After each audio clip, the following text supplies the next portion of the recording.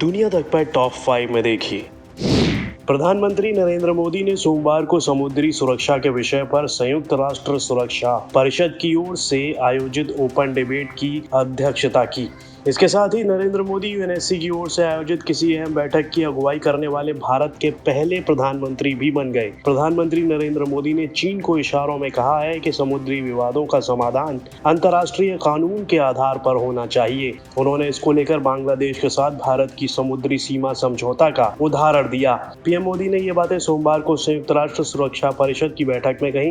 बता दें कि भारत और बांग्लादेश के बीच 3 दशकों तक रहने वाला समुद्री सीमा विवाद साल 2014 में खत्म हो गया था। पीएम मोदी का इशारा दक्षिण चीन सागर विवाद की ओर था। चीन दक्षिण चीन सागर पर अपना दावा करता रहा है।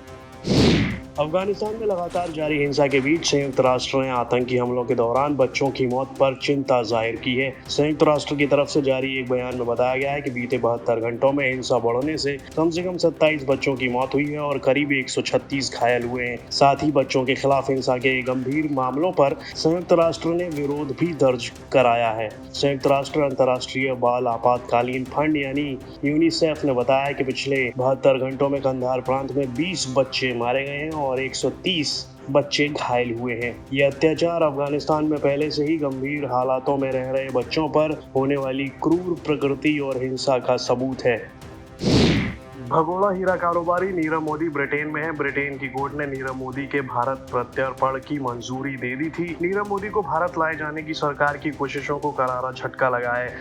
ब्रिटेन की हाई कोर्ट ने नीरव मोदी को भारत प्रत्यर्पण के खिलाफ अपील करने की इजाजत दे दी है। नीरव मोदी के वकील ने मानसिक स्वास्थ्य का हवाला देते हुए प्रत्यर्पण के खिलाफ अपील करने की इजाजत मांगी थी। नीरव मोदी की ओर से दायर याचिका पर ब्रिटेन की हाई कोर्ट ने उसे मानसिक स्वास्थ्य के आधार पर भारत प्रत्यर्पण के खिलाफ याचिका दायर करने की अनुमति दे दी है।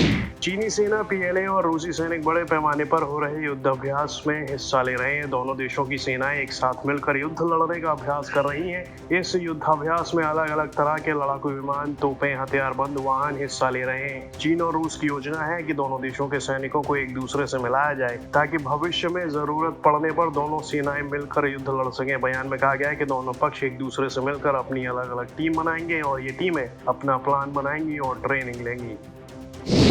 कनाडा ने सोमवार को कोरोना महामारी के चलते भारत से सीधी उड़ानों पर प्रतिबंध को 21 सितंबर तक बढ़ा दिया है। कनाडा ने अपनी सीमाओं के भीतर कोरोना के प्रसार को रोकने के लिए यह फैसला लिया है। ईरान में कोरोना संक्रमण बेकाबू होता जा रहा है। यहाँ हर 2 मिनट में एक व्यक्ति की मौत हो रही है। वहीं ऑस्ट्रेलिया में डेल्टा वेरिएंट की वजह से लॉकडाउन को बढ़ा दिया गया है। चीन में कोरोना का डेल्टा वेरिएंट तेजी से पांव पसार रहा है। पिछले 1 महीने से कम समय में ही 900 से ज्यादा केस सामने आने के बाद 30 से ज्यादा लापरवाह अधिकारियों को सजा दी गई है।